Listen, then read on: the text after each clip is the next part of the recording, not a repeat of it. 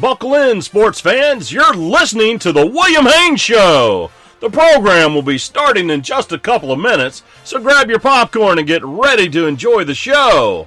While you're waiting, make sure you're following us on social media at WHBC Stream and staying tuned to WHBCStream.com. We're so glad to have you today on the program, and we'd love to hear from you. Drop us a line on Twitter or call the show 352-639-0036.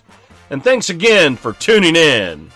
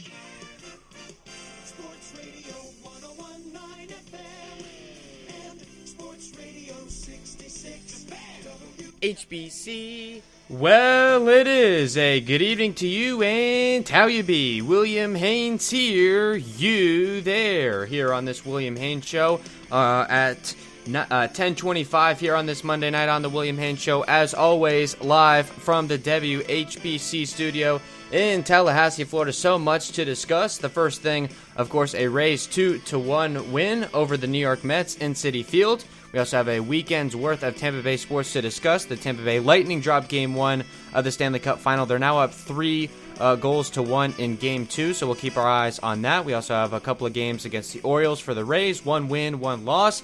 And who could forget the first Bucs win in the Tom Brady era? They won 31-17 over the Carolina Panthers on Sunday. So much to discuss. We're going to start off, of course, with the Rays post-game show, and the number to call is 877-566-1020. And without any further ado, we're going to go ahead and take a call on the line here now.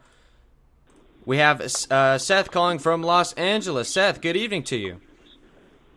Hey, good evening, man. How are you doing? I'm doing pretty good, thanks. What can you say? Well, I mean, I gotta tell you, this is the kind of statement that I think the Rays need to make going into the postseason, which is that, yeah, you can get us down, but you're never going to get us out, even with the most unfavorable pitching matchup pretty much ever, I would say. A guy who is the king of strikeouts with a lineup that's been striking out like crazy. The Rays managed to do what the Rays do, which is get those timely hits, and that's really what counts. Absolutely, yeah. The strikeout numbers, the running and scoring position numbers, those not great to see, but I agree.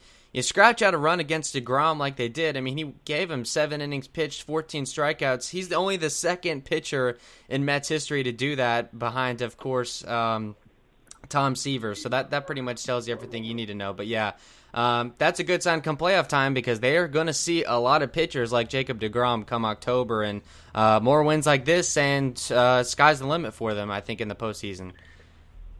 Agreed. I mean, well, I don't know if you're going to see anybody quite like DeGrom in the postseason. The only one I would say, if you were particularly unlucky and you ended up having to see Yu Darvish, that would be the only one that I like. Like that would be the one that I would say is comparable. And personally, I think Darvish deserves the Cy Young more than DeGrom this year, despite the pretty excellent play from DeGrom tonight. I really just think they need to stop giving it to the same guy over and over, even if he is really good. The Cy Young should be, in my opinion, given to the best performance of the year. And while DeGrom has been outstanding, I think Darvish is better in most categories. So we'll we'll have to see. But he would be the one that I would be in the postseason. I'd be concerned about. Even the Dodgers, as great as they are, do not have a pitcher like DeGrom. So World Series matchup, you're really not seeing anybody quite like this other than DeGrom or, I guess, Trevor Bauer, if he somehow makes it all that way. I don't know how he would. So, I mean, yeah, I think this is the kind of win that I like to see. Eking out a win against a very, very good pitcher. Whether you think he deserves the Cy Young this year or not, he won it the last two. So, I mean, and really I think what has to be highlighted with this win, not so much the offense, which was kind of anemic and did some good things. I mean, certainly in the second inning and also Nate Lau's homer were both Nate Lowe's homer. Wow, even I'm mixing them up now. Were both very good things. But I think really what has to be highlighted here is actually the defense. There were multiple moments that were, in my opinion, critical. I mean, even when the run scored for the Mets in, I believe, the fifth inning, Willie saved 2 runs by diving on the ball like that. So, I mean, I would say there were 3 Gold Glove caliber defensive plays from Willie. There was at least 1 from Brett Phillips. There was a pretty solid couple of catches from KK. I mean, the defense this game was really what prevented the Mets from clawing their way back in, while the pitching was pretty darn good. I mean, Fleming got the hook real quick, but I mean, he was pretty okay for the time that he was out there. I think maybe Cash just got a little nervous of how he was performing in the later innings that he was in and just decided to yank him. But, I mean, the pitching was overall very solid. I just don't – it's not DeGrom. It's not comparable. I feel like the defense is really what saved us.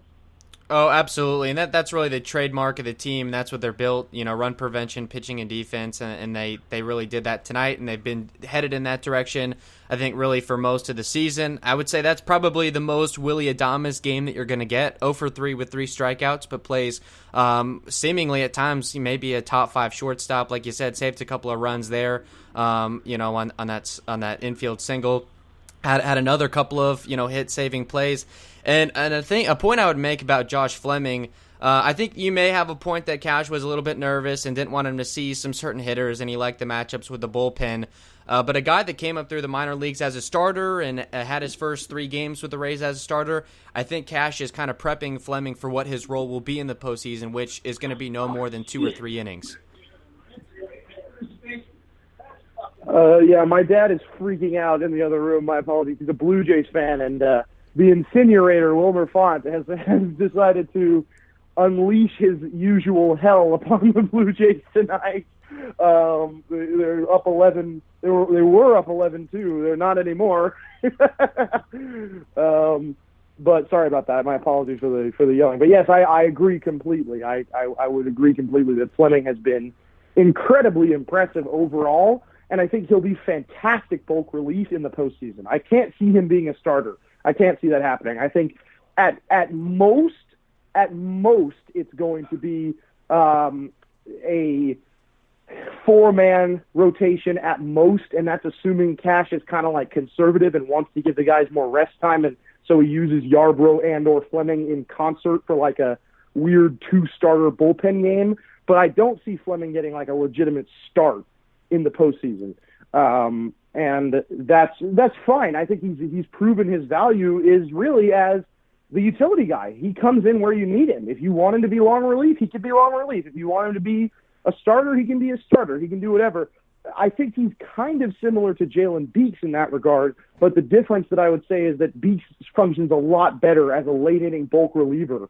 And, of course, unfortunately, we're not going to be seeing much of that in the next year or so, but at least this year and for a good portion of last year, he functioned a lot better in that capacity, whereas Fleming, I think, can actually pull off the starter role. Absolutely, and news that broke, I believe, since the last time that we spoke was the first 3 rounds of the postseason, no off days in between the rounds and between games. So I think easily a 4-man rotation, if not a 5, depending on if the ALDS goes 5, because without any off days, without any travel days, things like that. In the ALDS, for example, in a best of 5, you're not going to have a starter start more than 1 game because unless you want to start him on short rest, which Kevin Cash, I would imagine, wouldn't do. You wouldn't see Tyler Glasnow or Blake Snell on 3 days of rest.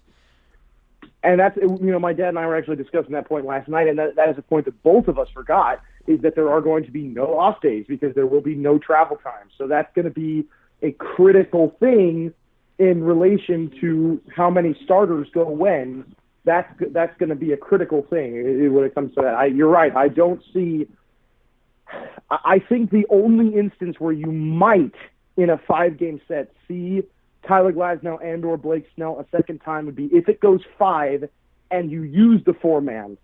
So basically you had Tyler go first game or Blake go first game, then the next guy, then Morton, then Yarbrough, and then you might, on 3 days rest, see somebody like that because that's a relatively normal postseason rest would be 3 days rest.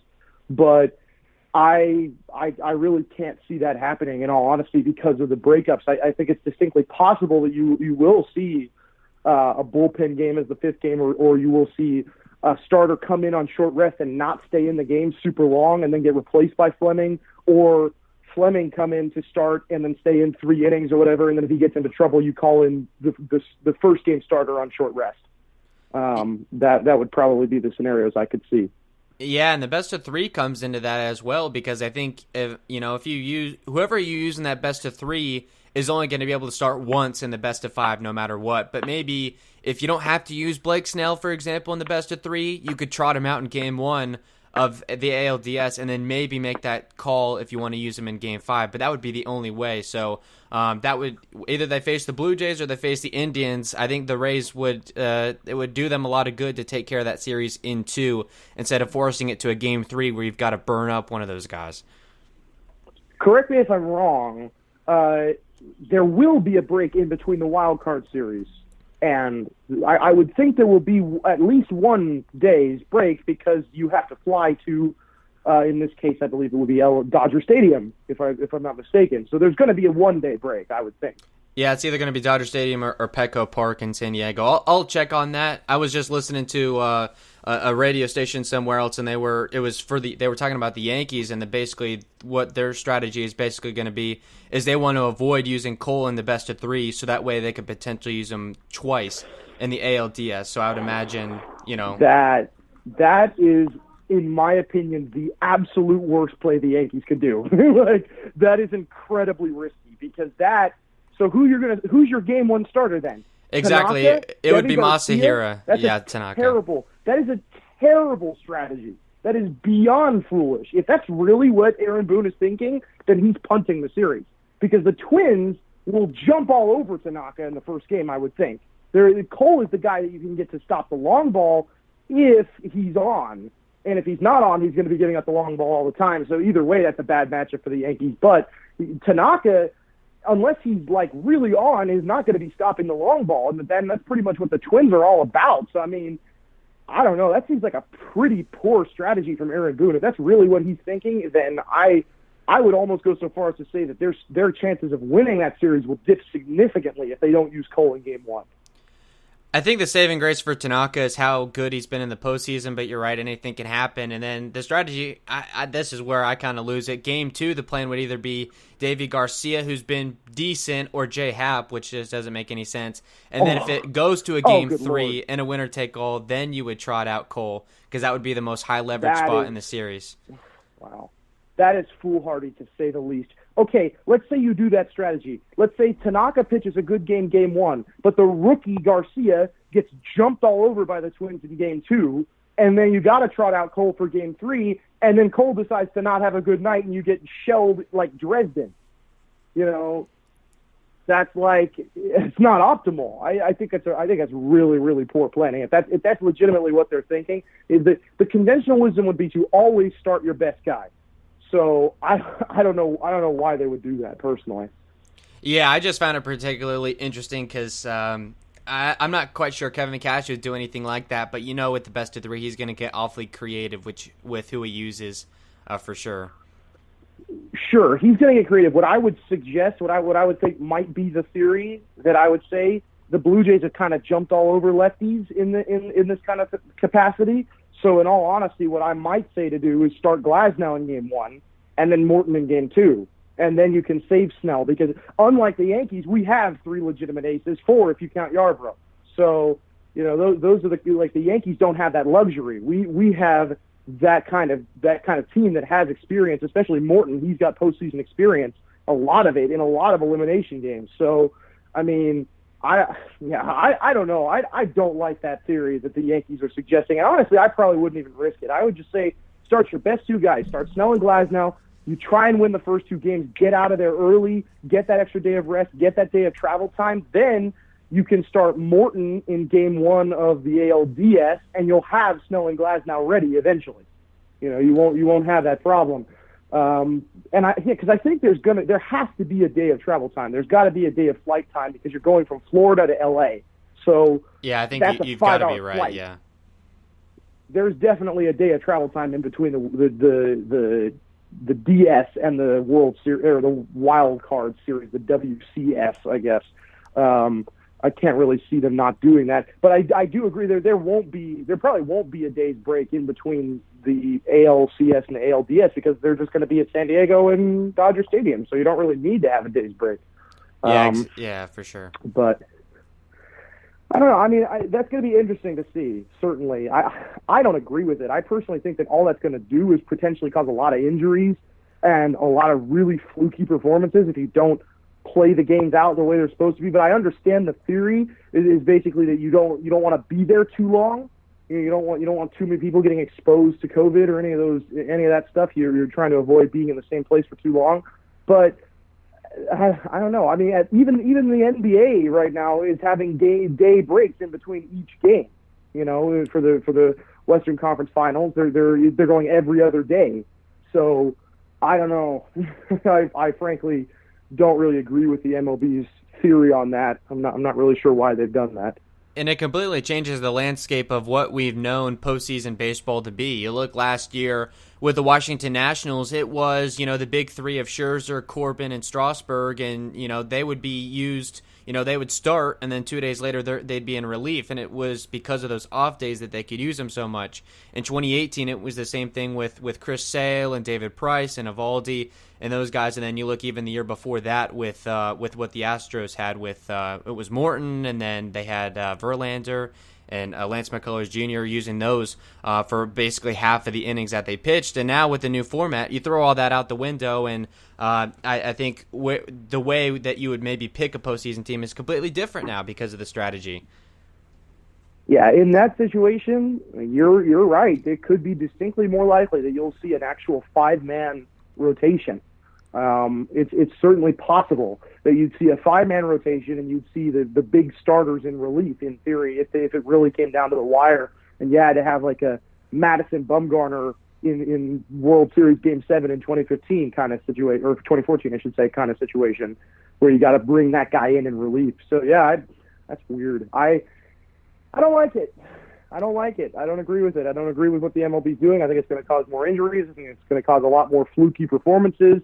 It's going to really hurt teams that don't have 5 starters. The teams that are very weak when it comes to starting pitching, like an excellent example is going to be a team like the Astros, who basically have 2 half-decent starters in Urquidy and Greinke, and the rest of them just are scrubs. When it really comes down to it, they're scrubs. They're rookies. They're washed up. I mean, one way or the other, the Astros are probably going to get bounced in the first round anyway, but if they were to somehow extend beyond that, they would get destroyed by a team that has more starters.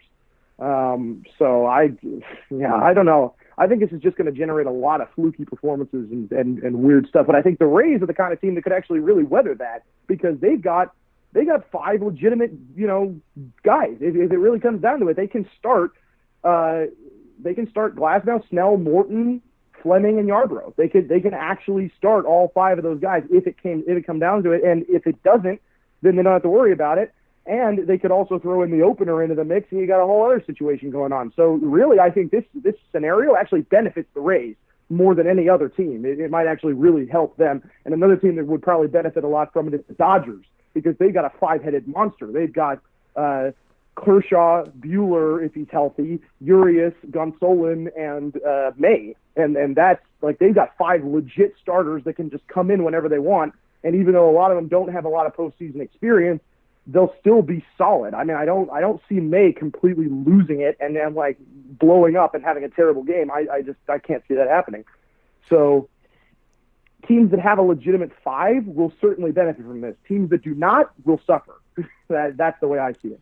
Yeah, I totally agree. I think it does favor a team like the Rays. I think, teams like the Yankees are upset because you put all that money into Cole, and now with the no days off, you're only going to be able to use him once or twice in a series. Versus before, I think the Yankees, they had imagined that he would be the workhorse that would appear in more than that. But yeah, the Rays, I'm not totally sold on Morton, but I like your point, how he's been in elimination games, and maybe he finds a second gear in October, but I don't know. I haven't been in love with him, and I think he could go 5-man rotation, but I would do both. I would do both Yarbrough and Fleming behind openers, and then you could do a full 5-man that way.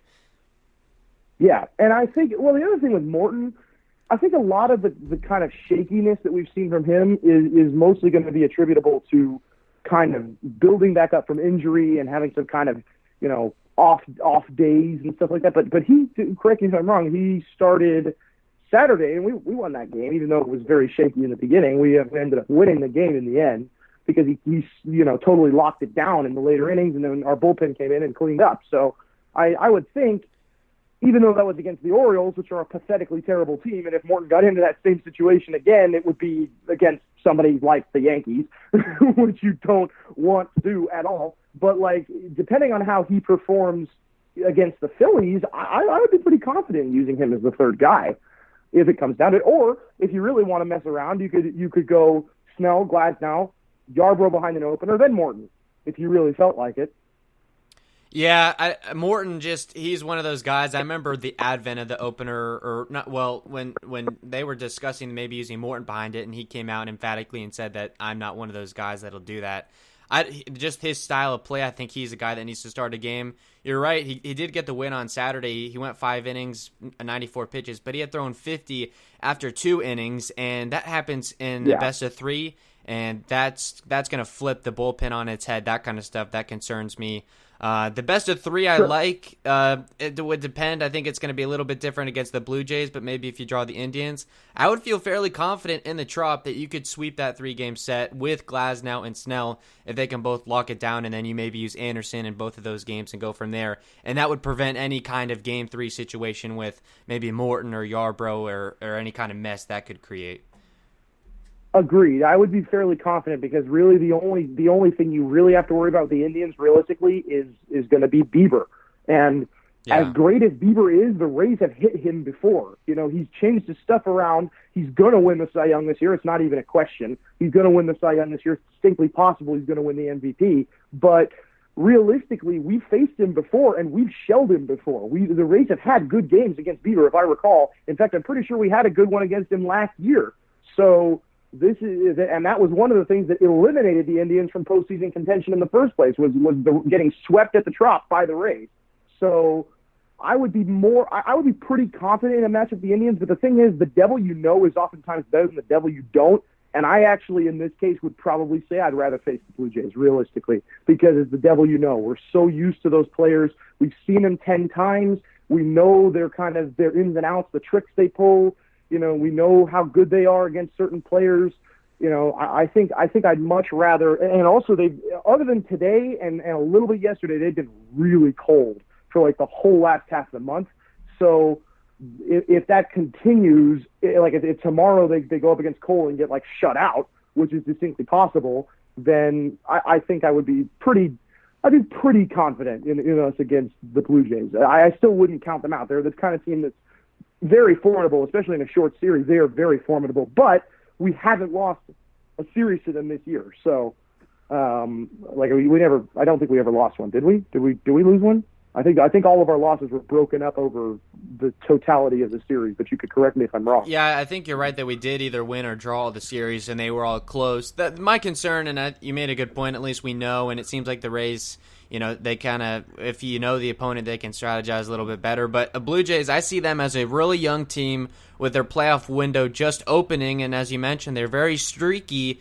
And a best of 3 is a total crapshoot. So if Bichette and Biggio and Vladdy Jr. and all those guys decide to just go off on a tear and you can't stop them, well, you're going to be in a lot of trouble. I see Cleveland more as a team. They're crafty. the manager and all that. But they're an older team, and the window is closing. And I like how a Rays team matches up against a club like that versus just a young and dangerous team. That's where I see the Blue Jays right now. That's not unfair. That is not unfair. That's certainly a fair point. But the main thing I would be a little concerned about when it comes into Cleveland is their pitching is very, very good at tamping down runs. At least typically they have been. They've been pretty decent at stopping a ton of runs. And the way our offense has been the last couple of weeks, I would be a little concerned that we would score the requisite runs to beat them. That's like I'd be a smidge concerned about that. If Bieber is on, even if he's up against one of our aces, I think it's just going to be a really, really low-scoring game that's going to go down to the wire. And that's if we win that game, then great. Once you've won the game against Bieber, you're in great shape. But if you drop game one against Bieber, then you have to deal with the rest of their bullpen. So I don't know. I don't really love either of the matchups. I'm going to be honest with you. In my opinion, I'd actually much rather face the Twins, in all honesty, or the Astros. Those would be my preferred matchups. The A's are very lucky in that they have to face a team that's honestly really bad. Like the Astros are not a good team because they're not cheating anymore, and they don't have the benefit of that any longer. So they've been exposed for the frauds that they are, and they're a pretty pathetic team when you actually look at all the records. And they're barely 500 in the worst division in baseball. So I mean that's a team that I would much rather see than either one of Cleveland or Toronto. But I mean we can't hope for anything else. I don't really think the Astros are going to somehow, if they are no longer the 6th seed, then they're not going to be in the playoffs. Like let's just put it that way. They're just going to be out. There's something's happened that's going to result in them not being in the playoffs. Like they've just dropped the last 6 games, and then the Mariners have somehow snuck in as the 6th seed. That would be great to see, but I don't think that's going to happen. The Rays after tonight, they're hilarious. Yeah, the Rays after tonight, they're a game and a half up on the White Sox for first place in the American League, the first seed. So I imagine that's probably how it's going to shake out, and then you would play one of the wild cards, which is going to be the Blue Jays or the Indians. And yeah, it is kind of, I guess, an endless rabbit hole. Definitely call me back when we know who we're playing, because I think we could have a great conversation about how that would line up, I think, when we know a little bit more about it.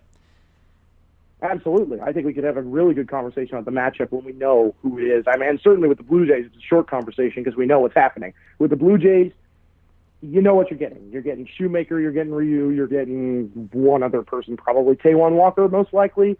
That's going to be who you're getting, unless Shoemaker's not well enough to make a full start. But I would think that he would be okay enough to be a Game 3 starter if there is a Game 3. He'd be like Morton. You pretty much know what you're getting with the Blue Jays. With the Indians, I think it's a little bit more complicated. But yeah, we could definitely have a much better conversation once we know who our opponent is. But I think, the celebration is in order where the magic number's down to 1 game. So with this Yankees loss and the Rays win in a very narrow fashion, we're looking at a pretty easy division clinch tomorrow, assuming that either the Rays win or the Yankees lose or both. So I think we're in pretty decent shape coming into the next couple of games.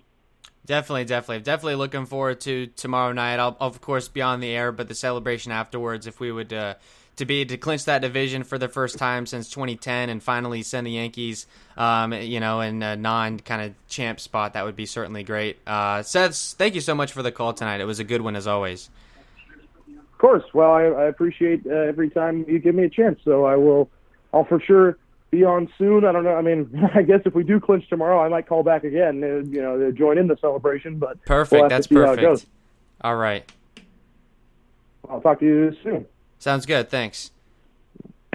Bye-bye. And there we go, Seth from Los Angeles. Seth, thank you for the call. Good conversation as always. Yes, so interested to see where that's going to line up with the postseason. Again, it looks like it will be the Rays with the number 1 seed, and we found out today that who will be batting in the bottom of the innings when it gets to that San Diego or Dodger Stadium. It'll be based on seeds and not record. So, if it's Game 5 or Game 7, the Rays will be batting in the bottom of the 9th. So what? But I guess there is some value in maybe getting that number 1 seed, and that would definitely secure a matchup against either the Blue Jays or the Indians.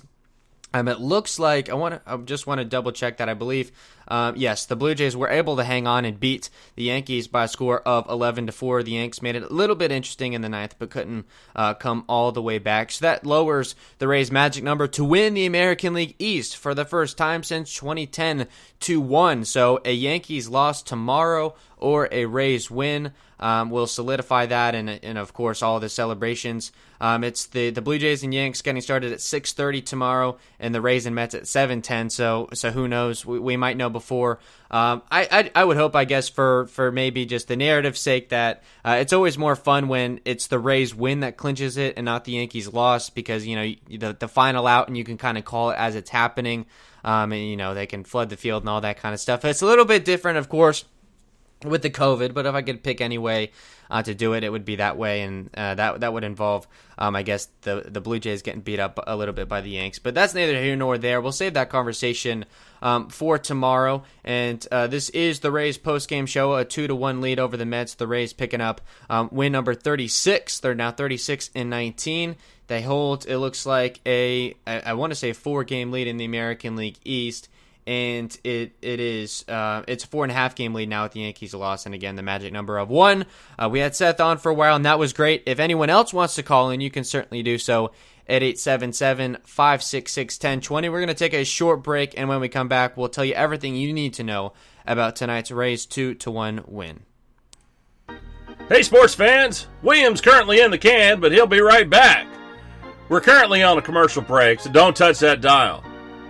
Remember, you can call us at 352-639-0036 or drop us a line on Twitter at WHBC Stream to tell us what's on your mind.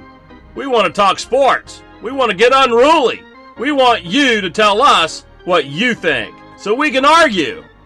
Anyway, when all that's said and done, please stay tuned for William's world-famous Around the XFL podcast and other projects that he's currently got in the works. Please visit WHBCstream.com, and thanks again for listening in.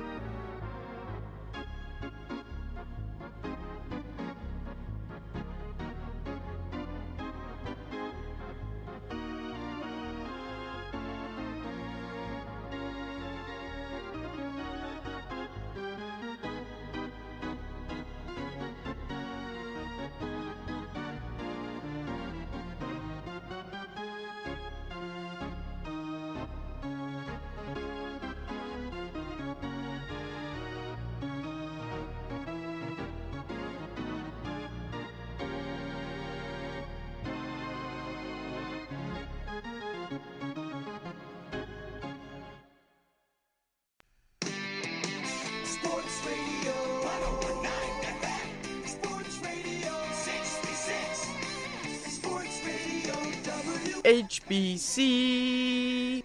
And at 10:55, we are back on the William Haynes Show, now just live as I am speaking. The Tampa Bay Lightning close out a 3-2 win over the Dallas Stars in Game 2 of the Stanley Cup Final. That series is now knotted up at 1 game apiece after not so good 4-1 loss in Game 1. So we'll talk about that towards the end of the show. Right now, we're doing Rays post game. After that, we'll get you caught up on everything that happened over the weekend, the 2 Rays games, the Bucs win, and then after that we'll talk Lightning. And then at the very end, preview tomorrow's game. It will be Blake Snell taking up Seth Lugo, getting started at 7:10. So a lot of interesting things to discuss, and if you'd like to get on the horn, get on the show and discuss anything that I've been talking about, the number to do so is 877-566-1020. With you for about another hour or so. Who knows? We have so much to discuss.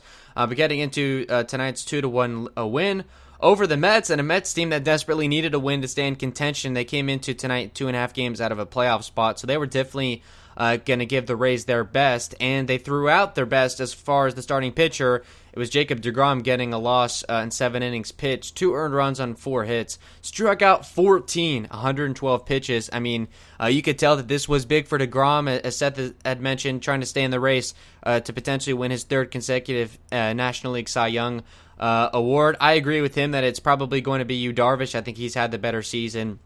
The pedigree with deGrom is there, but I think the voters will end up going with Darvish. But again, a very good pitcher.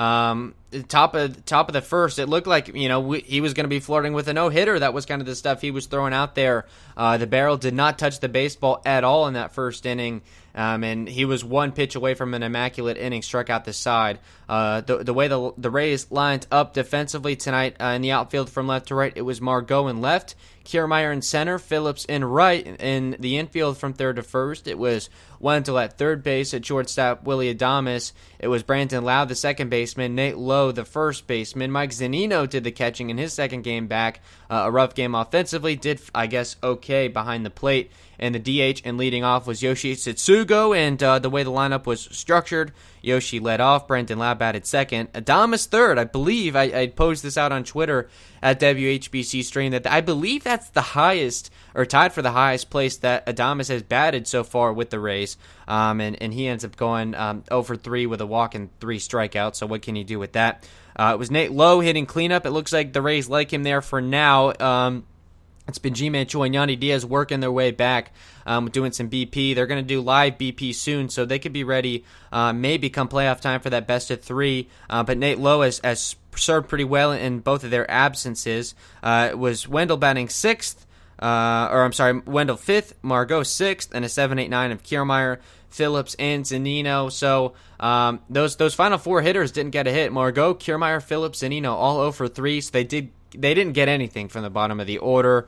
Wendell had a couple of hits, and Nate Lowe with the game-winning hit. How often do you see a game-winning hit come in the 4th inning? But it was a 420-foot home run to center. So a nice blast for Nate Lowe, certainly. And he's looked good as of late. He started off a little rough. I want to say 0 for his first 9 or 10, and then he really caught fire.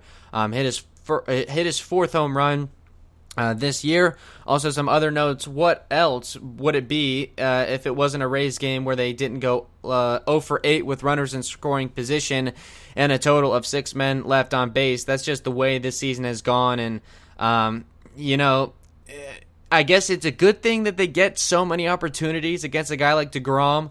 How often do you go 7 innings, 14 strikeouts, and get the loss? He's the only other Mets pitcher to do that and take the loss since, of course, Tom Seaver. So that tells you everything you need to know. I guess that's the good thing. The Rays consistently get base runners, but they can't move them over. That's obviously the concern. And when you play competition, you're not really going to face anyone quite as good as DeGrom, but I would say guys that are somewhat comparable. If we draw the Indians, it's going to be the Cy Young Award winner this year is Shane Bieber. If you draw the Blue Jays, it's going to be Hyunjin Ryu, who was in that Cy Young conversation a season ago. And then you move on. You may have to face Garrett Cole, and I can list off the top American League pitchers. But that's come playoff time, you're facing that better competition. And this was a good, I think, kind of litmus test to see how the Rays would do, because it really doesn't get much better than DeGrom. And he threw out, I would say, some of his best stuff tonight. Again, the first inning was just totally jaw-dropping on the radio broadcast on WDAE. It was Dave Wills and Andy Freed kind of agreeing. I think it was Dave Wills that said that was one of the best innings from a pitcher that he had ever seen.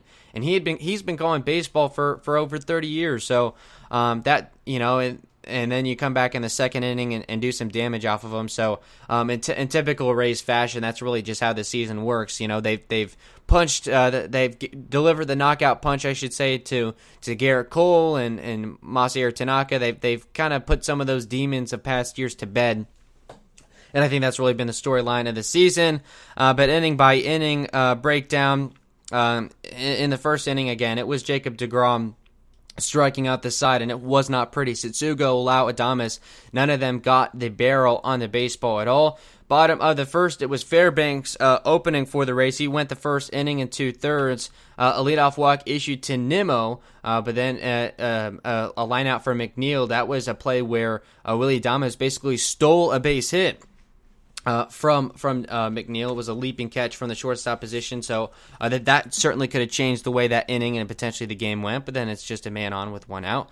J.D. Davis strikes out, and then it was Nimmo caught stealing to second, and then that was during the at-bat to Dom Smith, so he would bat in the second. Top of the 6th, deGrom comes out, a leadoff walk issued to Nate Lowe. Then Wendell doubles to put men at second and third with nobody out. Manny Margot, finally a clutch hit for him. It counts as a 0 for 1 with runners in scoring position, but it drives in a run, so you'll take that. That score is Nate Lowe from third base. It's 1-0 Rays. Kiermaier strikes out. Wendell steals third. It probably should have been an error on the third baseman, but they counted a steal. 1 of 4 stolen bases. Call them the running Rays, the Tampa Bay Bandits, whatever. They've been stealing bases like crazy as of late. And in fact, since August 23rd, they've stole more bases than any other American League club. I believe with, I want to say it's like 30 or something like that. High 20s. Again, since August 23rd, more stolen bases than any other team in the majors. And then, so it was Wendell steals third, Phillips walks, and then he steals second. So again, a second and third with 1 out, and Mike Zunino strikes out. It's been a rough return for him the past couple of days. Bottom of the second, Fairbanks gets the first 2 outs, gets Smith to strike out, Cano to fly out. Then Ryan Thompson comes in. So that's the second time in a row they do that strategy with Josh Fleming, where they go the double opener, and I believe the same 2 guys with Fairbanks and Thompson. So Thompson gets Alonso to strike out and end the second. Top of the third, DeGrom gets another 1-2-3, including striking out the side, Setsugo, Lau, and Adames once again. So he dominated the 1-2-3 hitters. Certainly. Bottom of the third, it was Thompson facing the first 3 batters. Gets Rosario to ground out, Heredia to ground out, former Ray, in fact. Ramos hits a single, so then they decide to bring in Josh Fleming as the lineup turned back over, and he got Nimmo to ground out. So that was the start of Josh Fleming's evening. So it was an inning and 2/3 scoreless for Fairbanks, an inning scoreless for Thompson. Fleming came on and ultimately got 3 innings against the final out of the third. Top of the fourth, Nate Lowe gets it started 420 feet to center to make it 2-0 Rays, and again, they would never look back from that lead. Wendell singles, gets caught stealing going to second, and then it was Margot and Kiermaier retired by DeGrom. Bottom of the fourth, it was Fleming on again. McNeil leadoff single, J.D. Davis strikes out, Dom Smith gets on a fielder's choice, and then Cano strikes out. Swinging, top of the fifth, DeGrom gets another 1-2-3. Phillips, Zunino, Setsugo retired. So the leadoff spot, and Yoshi Setsugo, they've been committed to that kind of experiment, I guess, if you will, but not necessarily has worked out. You hope that a guy like Choi or maybe Yandy Diaz can get back in the mix for playoff time, because I certainly think you'd rather have one of those guys. Mike Brosso's a guy I think they flirted with in that spot. Margot, although I couldn't imagine that he's going to be in your starting 9 in a playoff game. He would probably be coming off the bench in some sort or fashion. Bottom of the fifth, Fleming. Definitely an interesting inning. Alonso lines out to start things. Not a good game for the Tampa native. Rosario flies out. So you've got 2 outs, and you've got Heredia in a 2-strike count, and he ends up coming back and walks. You're like, okay, 1 on, 2 outs, just get out of the inning. It's a 2-0 game in the fifth. No. Ramos singles, second and third, 2 outs. And then you hit Nimmo by a pitch, and then the bases are loaded. So a base hit would, in effect, tie the game, basically. And then McNeil reaches on an infield single that scores Heredia from third base. And Willie Adames kept the Rays' lead intact because he basically knocked the ball down and kept it in the infield, a diving play. Couldn't do anything with it. He had to eat the baseball or put it in the back pocket, however you want to say it.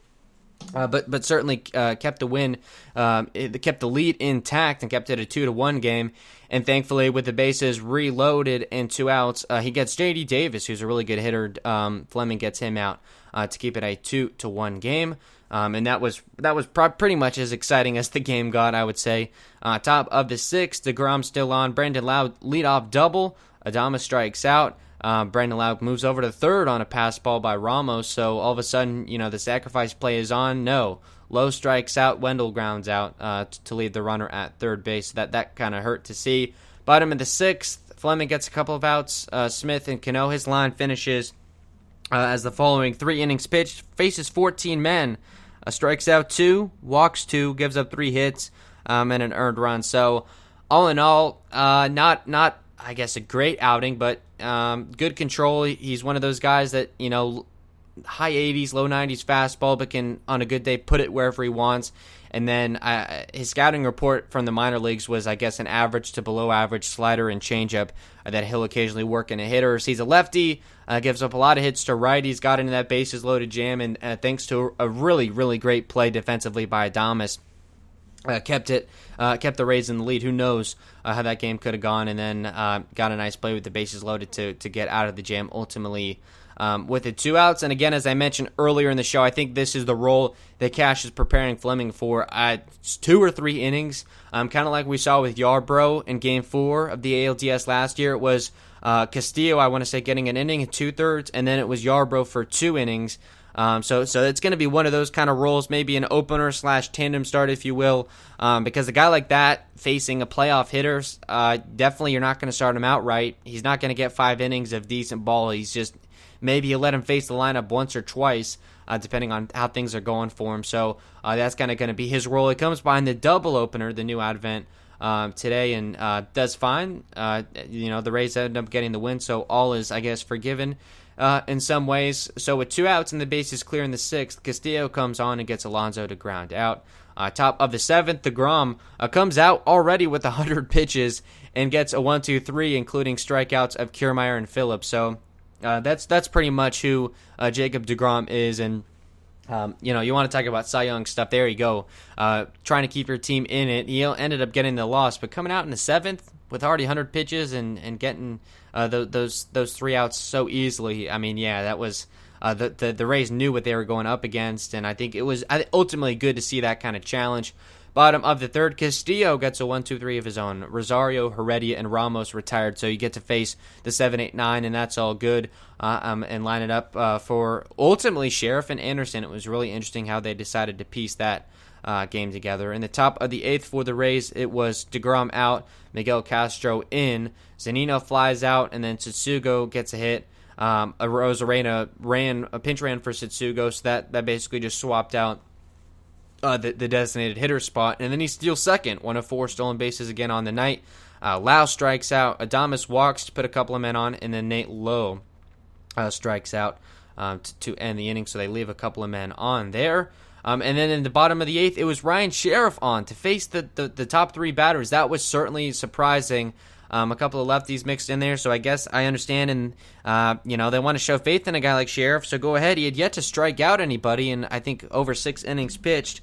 Castillo's line finishes at an inning and a third, faces 4 batters, so he gets them all out and a strikeout. No hits, no walks, none of that stuff. So another good outing for him, and I think he's probably going to be the 2nd highest reliever. If you were to play it traditionally, basically, for a regular team, Castillo would be your 8th inning and Anderson your 9th. They don't quite play it that way, but good outing for him. So Sheriff comes out in the 8th, gets Nimmo to ground out, McNeil to strike out, walks J.D. Davis, and then gets Dom Smith. That's a fly out, for an easy inning, just the 2-out walk, and it ended up being harmless, and that was all he would do. He just pitched the 8th inning, so 4 batters faced, the strikeout, the walk, and no harm done. Keeps the 2-1 lead intact, so that's a really close game, and also... Sheriff, a guy that had yet to strike out anybody in over 6 innings pitched, comes out and gets his first strikeout, and which I believe is first since like early 2018, I want to say. So it's been a really long time for Sheriff, and that was certainly a good feeling. Not overpowering stuff by any means. Is a guy that just kind of guts out the innings that he pitches, and gets the strikeout of Jeff McNeil, who's a very good contact hitter too. So. Props certainly go out to Ryan Sheriff. They're top of the 9th. They bring in the Mets bring in Edwin Diaz, and he actually gets an easy inning. That's probably, I'm sure, one of the first times that's happened.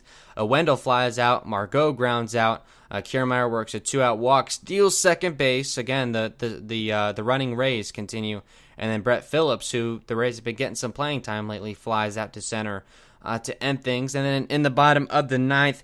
It was Nick Anderson coming on for the save, something he doesn't usually do, but they liked him in that spot against Cano, Alonso, and I guess the slot of Ahmed Rosario, who they ultimately end up pinch hitting for. Robinson Cano flies out, and I believe it was, it was a 11-pitch at-bat. The two were definitely going at each other. It was a fun matchup to watch. The at-bat probably took, maybe 5 minutes? A lot of foul balls, and then Alonso strikes out. Again, a really, really rough night for him. He goes 0 for 4 with a couple of strikeouts.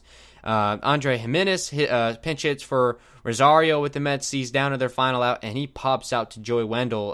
Wendell and Adames came in and then almost collided. The ball almost fell to the turf, but instead It was the glove of Wendell the ball falls into for the final out, and that closes a 2-1 Rays win.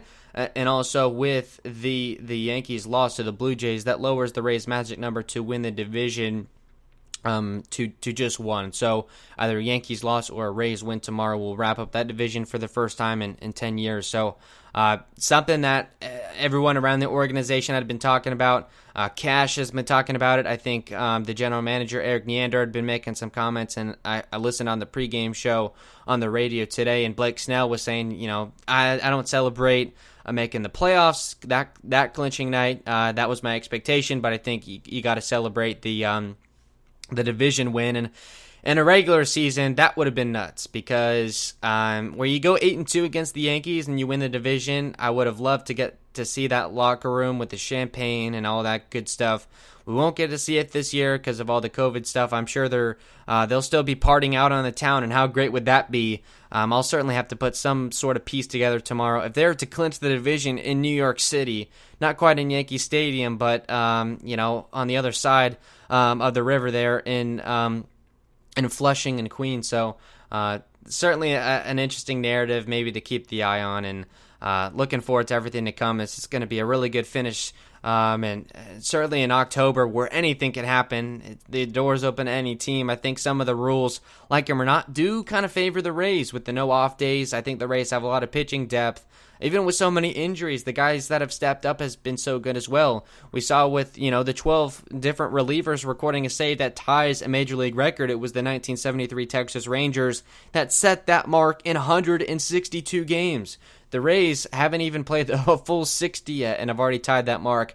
I would imagine if they do clinch, I don't know, the 1 seed or something, I think Aaron Loop and Peter Fairbanks are the guys that have yet to clinch. Who have yet to record a save. So maybe we can see that because, we talk about the asterisks, the records that are set in this season, whether it's a 400 batter or, a sub-1 ERA or something like that, something crazy, those kind of records. You say put an asterisk on it because it's only 60 games. Well, with this situation, it's the other way around. You put an asterisk in it, but it's holy crap, they did this in only 60 games, something teams couldn't do in 162, and it speaks to the depth, how many good relievers they have, how they were able to overcome injuries.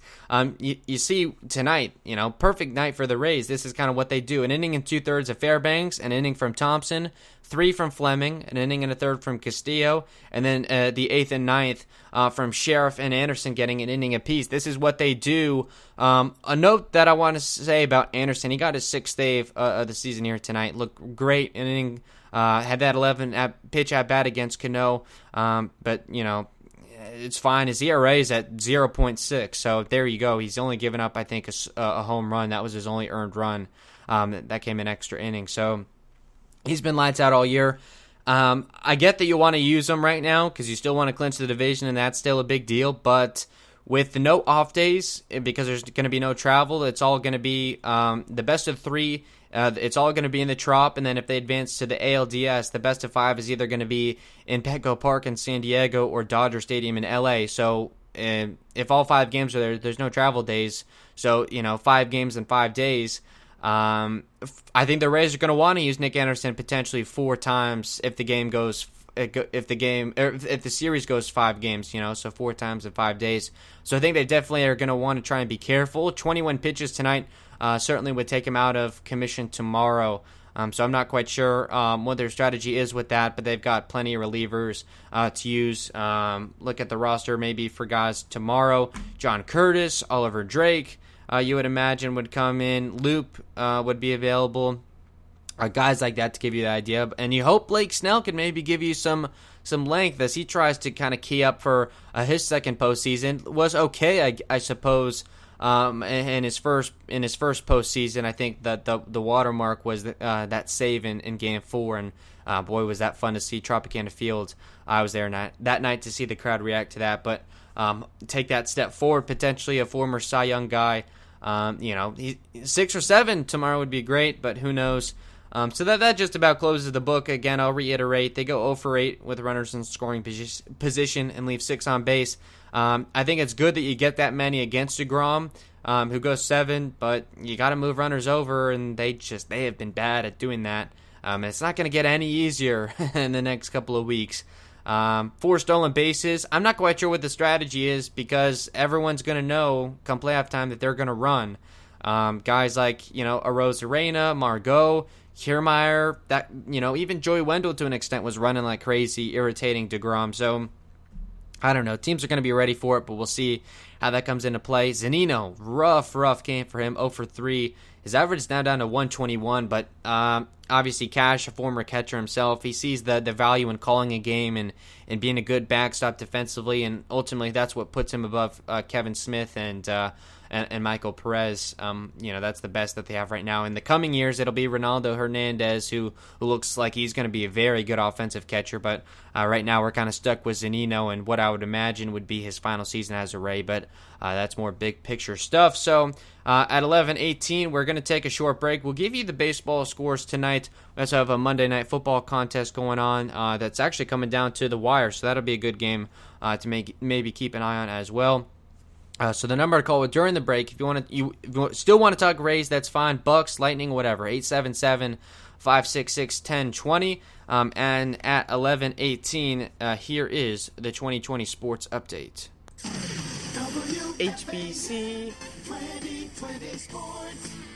Here on Monday Night Football in the opening home game for the Raiders in Las Vegas. They're up 31-24 with about 2 minutes to play over the New Orleans Saints. So that would certainly be a big win for them. Baseball action, most of the games have already gone final. The Royals 4-1 over the playoff contending Cardinals. The Rays 2-1 over the Mets. The Braves 5, Marlins 4. The Cubs 5-0 over the Pirates. The Reds 6-3 over the Brewers. The Blue Jays 11, Yankees 5. The Indians 7-4 over the White Sox. That puts the Rays up a game and a half over Chicago for the first seed in the American League. The Nationals 5-1 over the Phillies. The Angels 8-5 over the Rangers. And then a couple of games currently in action. The Mariners 4-0 over the Astros. I think they're still in it for playoff contention. And in the top of the 5th, the Rockies and Giants. The Rockies are at 4-0 in the top of the 5th. We'll take a short break and be right back. Hey, sports fans. William's currently in the can, but he'll be right back. We're currently on a commercial break, so don't touch that dial. Remember, you can call us at 352-639-0036 or drop us a line on Twitter at WHBCStream to tell us what's on your mind. We want to talk sports. We want to get unruly. We want you to tell us what you think so we can argue. Anyway, when all that's said and done, please stay tuned for William's world-famous Around the XFL podcast and other projects that he's currently got in the works. Please visit WHBCStream.com, and thanks again for listening in.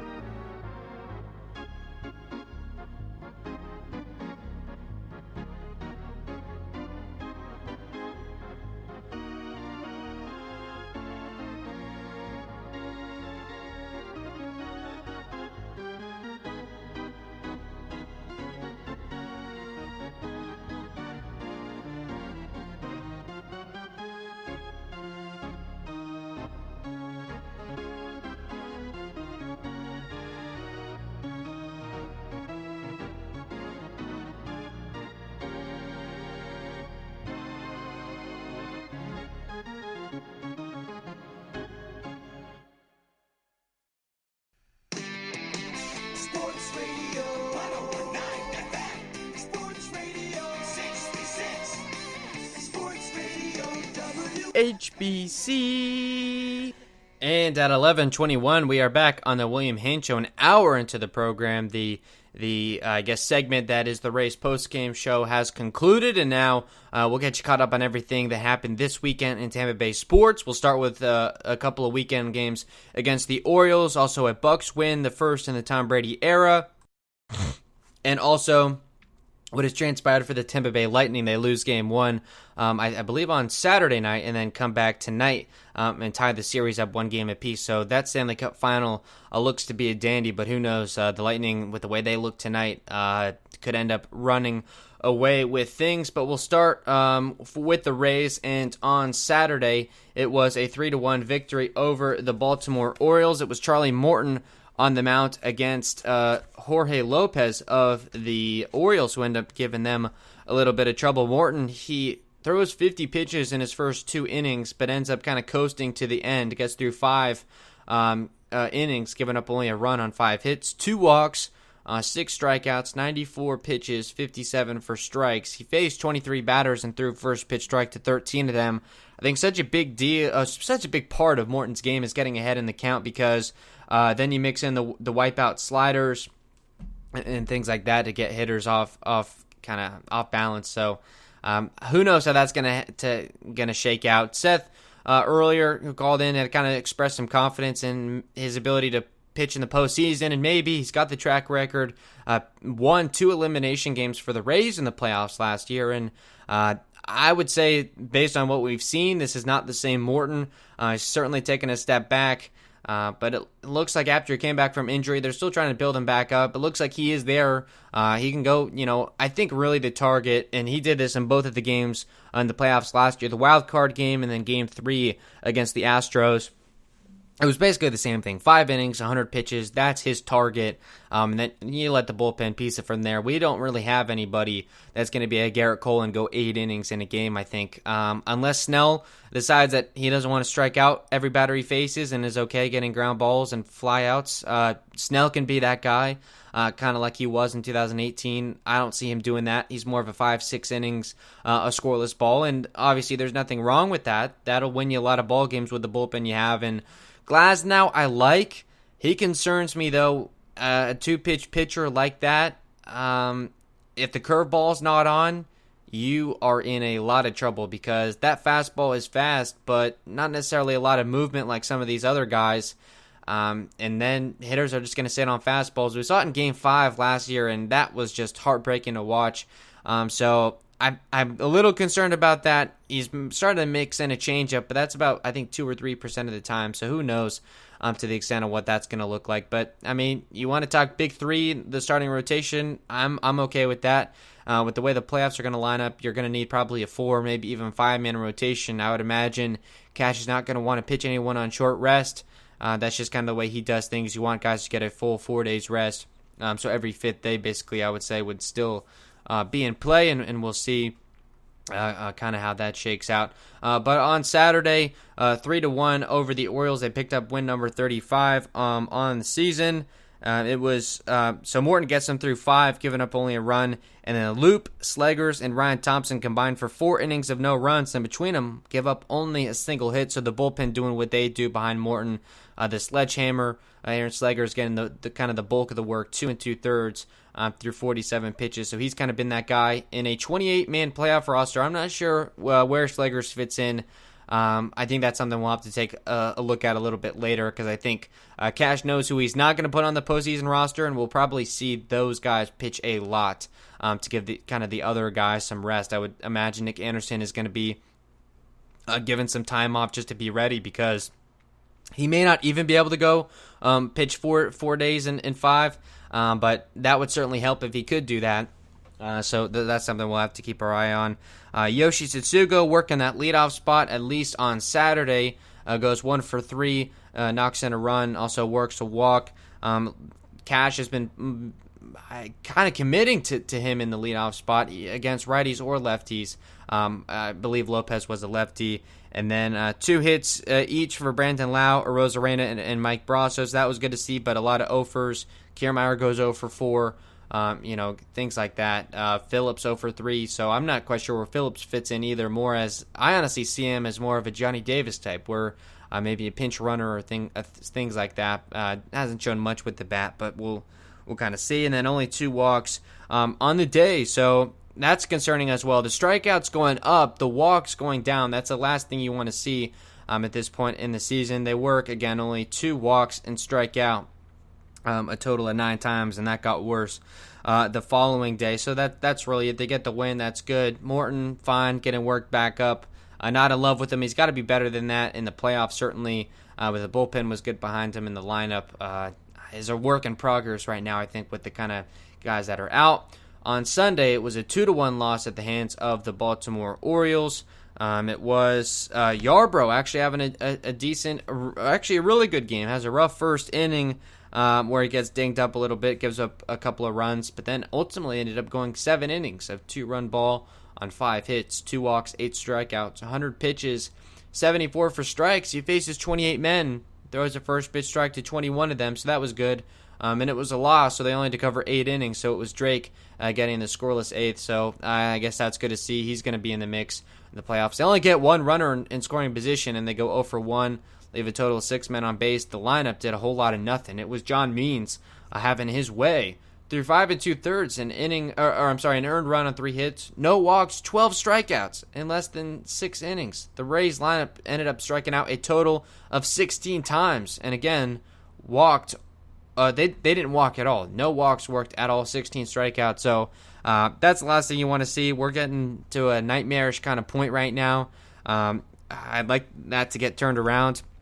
It's bad enough when you can't hit with runners in scoring position, but it's even worse when you can't get them there in the first place. So hopefully that gets turned around. Adames hits a home run, so that's good to see. It seems like he has a good game every other day, at least offensively. He's always good at shortstop. Stanino in his return in quite a while. He has a rough day, goes 0 for 3 with 3 strikeouts. I think really the more important thing is just getting him ready to be a good catcher. We saw with Travis d'Arnaud, he was probably the reason the Rays were in the playoffs, but he did not hit in the postseason. They did fine without the hitting catcher, so I think you get a little bit better guy defensively behind the dish, and you maybe set up a little bit more for success. Again, the easy inning for Drake, and only a total of 5 base runners. You get 4 hits total of 4 base runners. Yeah, 4 hits, no walks, and the 16 total strikeouts. That was certainly not good to see. So that was about it for them. And then also we have a Bucs win to talk about, 31-17 over the Carolina Panthers. The Bucs coming off of a rough loss at New Orleans against the Saints. The Saints team that they're going to lose to the Raiders, a Raiders team that's not great. So the Saints are now at 1-1, so I guess the Bucs are tied for first place. They dropped the Panthers to 0-2, so that's good to see.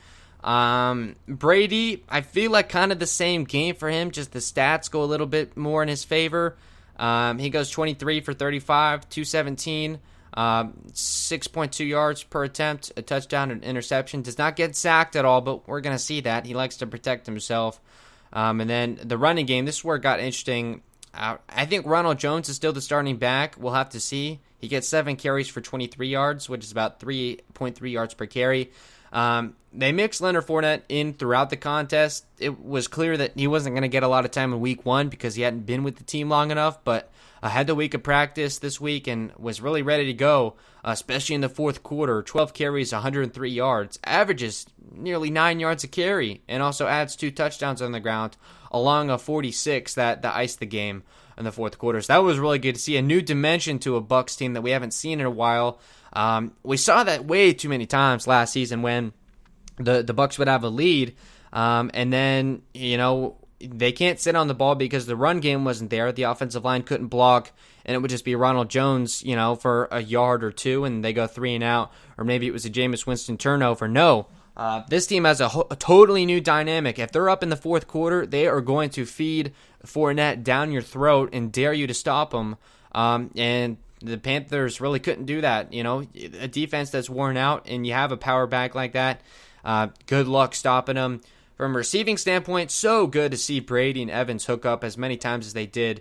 7 catches, 104 yards, so about 15 yards per catch, a touchdown along 50 yards, had a total of 10 targets, so he was the most targeted receiver. Justin Watson added a couple of catches for about 50 yards.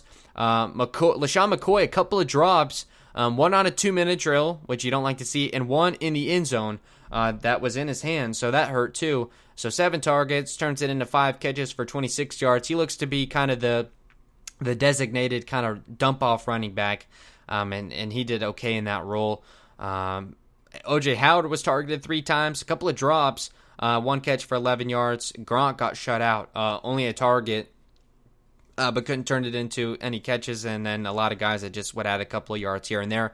Cyril Grayson came from LSU, was wide open deep down the sideline, and was in his hands over the shoulder. Perfect throw by Brady, in and out of the hands of Cyril Grayson. And then Brady with some, I guess, choice words directed at maybe Grayson or himself, I'm not sure, but wasn't happy with the play. So they overcome some mistakes, certainly. There was another play as well. It was a lost fumble. They charged it to Brady. It was a mix-up on the handoff. To me, it looked like Ronald Jones didn't get his hands lined up right to receive the handoff, but Brady didn't necessarily put it down in a great spot either. So it goes on the ground, and the Panthers recover. But boy, oh boy, you want to talk turnovers. How about this defense? They got, I believe, 4 turnovers, including it was a turnover on downs. They get 2 interceptions. One for Carlton Davis that came late in the game. It was a throw behind by Teddy Bridgewater, and very heads-up play by Carlton Davis to end up making that interception. And I believe that was the Fournette run came after that. And then early in the contest, it was an airmail throw and a screen pass from Teddy Bridgewater. And Jordan Whitehead, a guy that I have absolutely loved since his rookie season, a safety, the third-year man out of Pitt. Great tackler, something we don't see a lot in the NFL, especially from the safety position, but has a nose for the football, and we saw it with the interception, and then some forced fumbles as well. It was Jason Pierre-Paul and Levante David recovering some fumbles. Levante David was the one that punched it out, I believe, in the second half, and JPP was, I want to say, a strip sack of Teddy Bridgewater. And speaking of that, Bridgewater was sacked 5 times. So the defense looks very, very good. 17 points allowed, a lot of garbage time yards. So, I mean, Bridgewater throws for 367, but a lot of kind of garbage time stuff. No touchdowns, 2 picks for him. So, I mean, the defense, they look good. And I had mentioned they were going to be able to shut down McCaffrey. They did just that after he went off against the Raiders in a loss. Christian McCaffrey, 18 carries, 59 yards. They were desperately trying to establish the run. 3.3 yards per carry. He ends up getting a couple of touchdowns. The only 2 on the day for Carolina. And then from a receiving standpoint, this is what I didn't love. The corners got eaten up a little bit. I think that's safe to say. Well, a little bit is kind. DJ Moore, 8 catches, 120 yards. Robbie Anderson, 9 catches, 109 yards. Mike Davis, the running back, 8 catches for 74 yards. So the Mike Davis thing was kind of some busted coverage, and that's some garbage time stuff too. But the top 2 receivers, DJ Moore and Robbie Anderson, boy, those corners, they look good at times, but other times, boy, they don't. Sean Murphy-Bunting completely overcommitted to a play-action play and got beat deep down the sideline. I believe that would have been Robbie Anderson. And then Jamel Dean had a pretty decent game, came back from a rough week 1 against the Saints. He had a pass deflected, 6 tackles. And then Carlton Davis, again, had the interception. He played a pretty decent cornerback. So Sean Murphy-Bunting was a guy that I wasn't impressed with. But obviously you have your top 2 receivers go over 100 yards.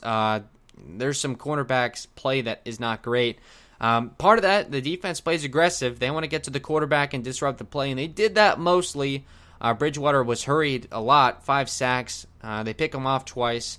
Again, get another couple of fumbles. The Panthers fumbled the ball a lot. It looks like they fumbled it 3 times and lost 2 of them. So turnovers were huge, including 1 on down. So you really like how the defense is playing. A couple of notes I just had. I went back and watched the film today because I just wanted to get a better idea of kind of how they were looking. The defense, I would say, it's pressure with the blitz, and they're also opportunistic. So especially those 2 interceptions. Jordan Whitehead, the quarterback overthrows the screen pass. You're right where the ball is being thrown to. You pick it off. That's great. And then Carlton Davis, a ball that was thrown behind the receiver. You make a good heads-up play. You can break on the ball well. Good ball skills. You like to see that.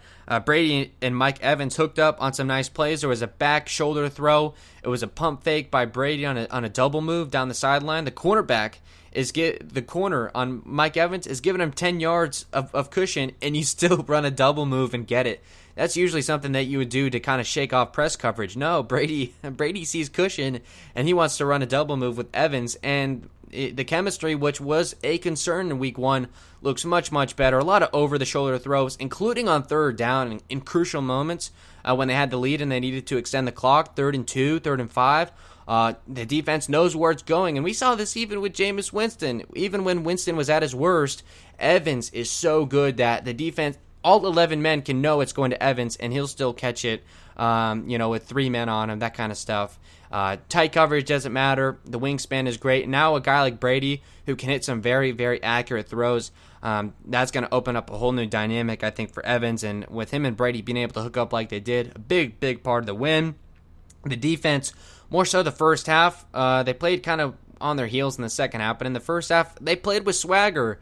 I have to be careful necessarily comparing them to 2002. Make no mistake, this is not going to be a historic defense by any means statistically, anything like that, but I think compared to the defensive years past where they play the game on the offense's terms, which if you know anything about defense, that's the exact opposite of what you want the philosophy to be.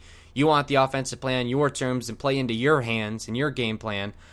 In years past, they have not been good at doing that. They kind of just let the offense do whatever they want. Today, and we saw it even a little bit with the Saints in last week's game, a lot of pressure early and often. They'll shut down your top guys. They didn't do such a good job of doing the receivers. They shut down Thomas in week 1, and he was out for the week 2 loss for the Saints, by the way.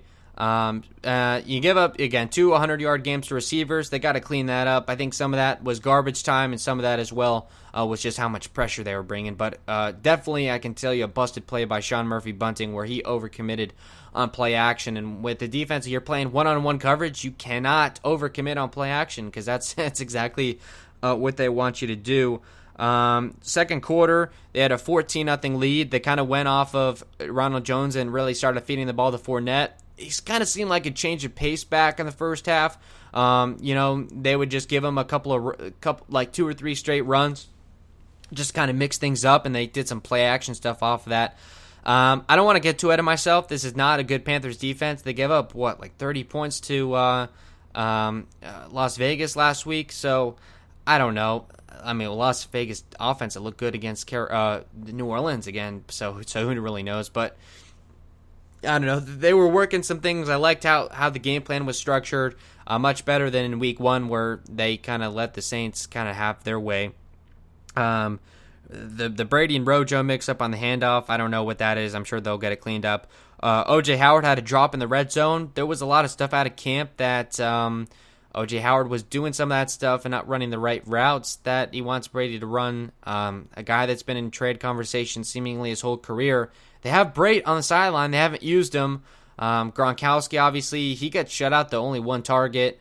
One thing I will say about Gronk and O.J. Howard, they both run blocked very well. They would go under center, 2 tight ends to one side, so you're showing your hand on the strong side, and it would be Fournette up the gut or off tackle, whatever.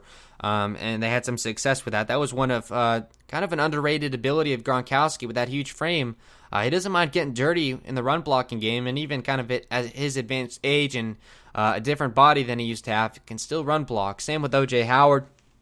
So even if they're not going to be involved in the passing game, they still provide some value to the offense. It was 21-0 at half after a failed 2-minute drill, a busted play, and then LaShawn McCoy drops kind of a dump-off pass. It was a little bit behind him, but I think he had a couple of those. They traded turnovers at the start of the second half. It was, I believe, that would have been the Carlton Davis interception. No, it was either that or it was the punch out for Levante David, which, I mean, that's totally his game. He's so great at that. Really one of the better defenders in the NFL. Just doesn't get talked about enough with all the pass rushing linebackers these days. He's one of the best pure linebackers left in the game. But then right after that, the Bucs run play action in plus territory, and one of those things where this is the Brady experience at 43 years old. He's made comments that he wants to maybe sign another contract after this 2-year deal is up, I guess with a 3rd-year option. I don't remember who was saying this on the radio that I was listening to, but it was a good point. When Brady sees one of his offensive linemen lose off the snap, he's going to get rid of the ball. He's not going to take the hit. He's not going to get sacked. For the betterment of the team or not, he won't let the play develop. He is getting rid of the football. So there was a play-action play where the offensive line, who did a relatively good job today protecting him, didn't get sacked at all. But again, that's kind of Brady's doing as well. It was a play-action play again that got busted, and it was going for Gronkowski, and it was basically airmail throw. and it was intercepted. So they traded turnovers at the start of the second half, but that was with a 21-0 lead. So, of course, it ends up being close towards the end. It was on 3rd and 11. It was an incompletion, a hands to the face, calling Derek Brown, the rookie out of Auburn. So that certainly helped. I think that drive ended up stalling out, but that helped them kind of move the ball and flip the field. The Grayson drop, that was bad to see. Cyril Grayson, I hadn't heard of him before today, so who knows if he'll get cut or whatever. But had a wide open catch and a good throw from Brady over the shoulder, and he just dropped it. That could have changed the game for sure. They end up winning, though, so it's not really changed the game. The defense struggled to set the edge in the second half. There was a lot of outside sweeps, and Christian McCaffrey caught the edge a couple of times, so I don't know what that was. They looked good in the first half and kind of trailed off in the second half, so I'm not quite sure what to make of that. Sean Murphy-Bunting, again, the blown coverage off the play action, allowed a huge play for Robbie Anderson. Carl Davis on the interception on the bad throw by Bridgewater, that was good. LaShawn McCoy dropped a touchdown. They end up settling for a field goal to make it 24-14 at that point in the game. And then the defense for the Bucs really went into the prevent defense type, so that wasn't good to see. That's the Bucs team that we've known in years past. They have a lead. They'll let the offense into it by giving cushion, and every football team does this at every level, pee-wee, high school, college, at any level, NFL. For whatever reason, you have a game plan that works with pressure and blitzing and all that stuff, and it works. No, in the fourth quarter, for whatever reason, they want to play 12 yards off and play really bad zone coverage that doesn't stop anything, and offenses drive down the field with it and let the Panthers back into the game a little bit. And if it wasn't for some good hard running by Fournette, who knows how the game would have shaken out. Gronk gets the onside kick, so I believe at that point it was 24-17 with about 2 minutes left. And instead of kicking it deep, the Matt Rule and company for the Panthers decided to do the onside kick, and Gronk on the front line of the Haynes team gets it, so that was good. And then Fournette ices it. I believe that was his long run of the day. I want to say it was a 46-yard touchdown, so that was good to see. Ends up averaging like 9 yards a carry. But I think he's going to be in the mix, certainly. I questioned the addition at first, but now I'll admit I was wrong, and I can kind of see where he plays into this team when they have a lead in the second half. Instead of kind of the stagnant offenses that they've had in years past, running they call it the 4-minute offense. So when you have the lead in the second half and you want to keep the lead and you want to take the clock, it's 4-minute offense. So you want to move the chains, but you also want to keep the clock moving, which involves a lot of running. And the more effectively you can do that, Ronald Jones is not going to be that guy, I don't think. He's going to be your first half kind of back that can catch out of the backfield, which seems like LaShawn McCoy's kind of thing as well. So and get those runs. Rojo had a touchdown run that was nice, but Fournette is really going to be that guy that gets carries in the second half. So that's really all I have to say. They're going to be in Denver next week, and that's a team that's without their quarterback, Drew Lock, without his top receiver, Cortland Sutton. Von Miller's out for the year. They're a team that's 0-2, so a team that there's blood in the water right now for the Broncos, and I would imagine the Bucs would be able to get a win and advance to 2-1, and who knows, the division's back in play, of course, with the Saints loss, but it's so early. Who really knows for sure.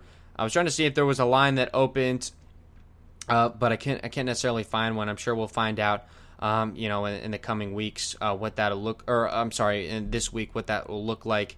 I want to say the Bucs are going to be favored by maybe a possession or two over the Denver Broncos. Yeah, I still can't find it, so we'll talk about that a little bit later. And you feel good about the Bucs right now. I think the Saints loss still kind of looms over a little bit, but the team gets back to 500, 1-1. Everything's still in play. Everything looks good. Brady had a good game. That kind of stuff. Their identity is kind of taking shape, especially if they can score points. That's going to allow the defense to pin their ears back and be aggressive. So that's all fine and great. So the only other thing we have to discuss, the Tampa Bay Lightning. I guess I'm not so much a hockey guy, but arguably in the Tampa Bay area, the most important story going on right now, the Stanley Cup Final, the first time the Lightning have reached that point since 2015, where, of course, they lose in 5 to the Chicago Blackhawks. Heartbreak, a lot of heartbreak to get back here, and they lose game 1. A physical Islanders team had taken the Lightning to 6. Meanwhile, I believe the Stars wrapped up their series, I think, in 5, and they had some time to kick their feet up and rest in Edmonton.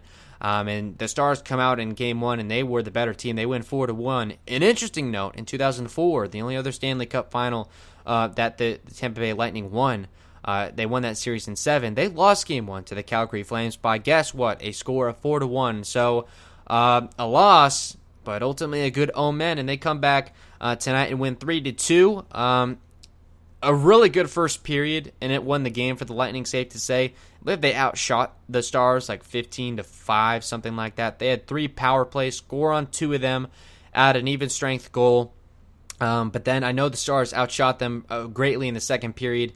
Get on the board to make it 3-1, and then they get a goal, I guess, in the third period, and they weren't able to come back in the final minutes with the empty net. So the Lightning win 3-2. They tie the series 1 game apiece. It will be, as we take a look, I just want to make sure it will. I know they're playing back to back on Friday and Saturday, but how this series lines up, it will be. Let's take a look here. In a couple of days, it'll be. I don't know why ESPN makes it so hard to just figure out stuff. So on Wednesday, it'll be Game 3, back-to-back on Friday and Saturday, which is kind of unheard of. And then if it goes any further than that, next Monday and Wednesday. So the Stanley Cup Final will be wrapped up pretty much as Rays playoff baseball is getting started. So that's really perfect timing. And, of course, Bucs regular season football will be going on during all of that. So that's all fine and good. So that's everything you really need to know about that with the Lightning. Good. They definitely have the momentum. With the win tonight. I think that's kind of same thing that happened with the Islanders against the Lightning. They had played that tough series against the Flyers, and then I believe the Lightning scored eight goals in Game 1, and then Game 2 the Islanders come back tough. So same thing really happened for here. It was just the Lightning kind of flipping the script a little bit, and the series is tied, so who knows where it's going to go. But the Lightning obviously the better team. Ben Bishop, much to my, I guess, dismay or not knowing, is not in net. They have another guy in there, and I guess he's looked all right. Ben Bishop, again, we know him as the guy that's gotten hurt in the postseason. So, of course, what would it be if it wasn't the same thing that he has against the Stars? So, hopefully the Lightning will be able to wrap up that series and bring back the Cup in such a weird season. I know they're going to have a watch party in Emily if you're interested in doing that kind of thing, but it sucks that they can't play in front of the home fans. And, of course, the year they finally kind of break whatever kind of curse is on them for this little mini run that they've been on, they finally break through and win the Cup, and no one's there to see it, and it's in Edmonton. So, whatever. But, I guess all is forgiven in a way if they do win the Cup. So, tomorrow's Rays game getting started at 7:10 against the New York Mets. The Rays coming in at 36-19. The Mets, I guess they're pretty much out of it at this point. They're going to have to be really lucky. They're at 24-29, so who knows? They're going to trot out Seth Lugo, the right-hander, a former reliever, but they've stretched him out to be a starter, is 2-3 with a 4.34 earned run average, going up against Blake Snell, 4-1 and a 3.05 ERA. So take a look at Blake Snell's last start, last time out in Baltimore against the Orioles in a 7-inning game. We thought maybe the complete game shutout, 7 innings. No, he goes 5 1/3, an earned run on 2 hits. 1 walk, 4 strikeouts, 73 pitches. So gets pulled early. I think that was more so just they wanted to get that win. I believe Game 2 set them up. That was to clinch playoffs. So who knows? But has not started, or he has started a 6th inning, but has not gotten through 6. And I think they would like to even have him potentially start a 7th inning to kind of get him stretched out. That's what the goal I think would be for him in postseason play. So who knows for that. And Seth Lugo, the right-hander, his last time out, goes only an inning and 2/3 against the Phillies. Gets blown up in a no decision. 6 earned runs on 8 hits. They end up winning that game 10-6. By the way, gives up four home runs, no walks, 3 strikeouts, 52 pitches. And then the time before that, to give you a better idea, against the Blue Jays, 5 1/3, 3 runs, 7 hits. Stingy with the walks. So.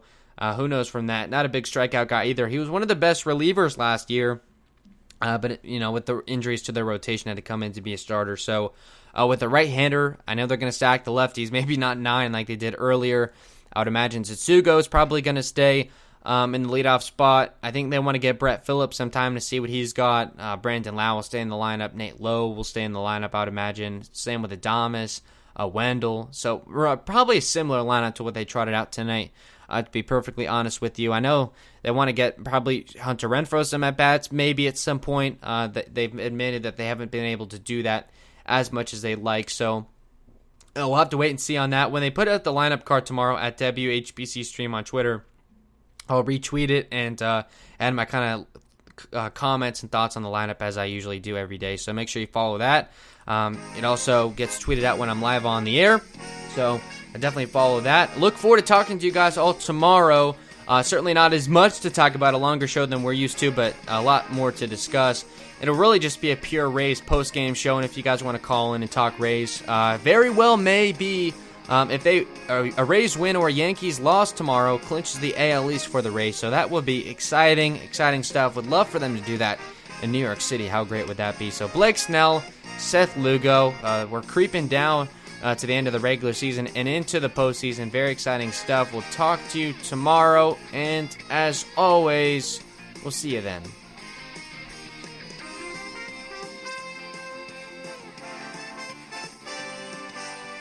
Sports Radio 101.9 FM and Sports Radio 66. The Fan. HBC. W